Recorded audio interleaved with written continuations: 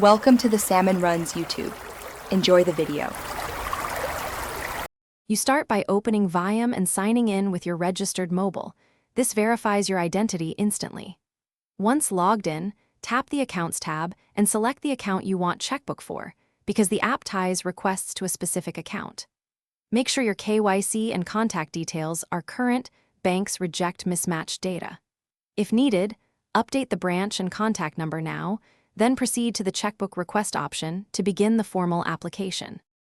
Once you tap Request Checkbook, pick the number of leaves and layout. This affects cost and printing time.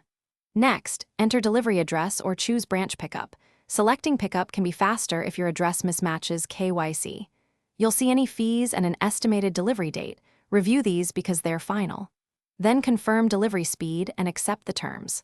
Finally, authenticate the request using your MPIN or OTP, which legally authorizes the bank to print and dispatch the book. After submitting, note the request ID and save the confirmation screenshot. This proves you applied and helps tracking.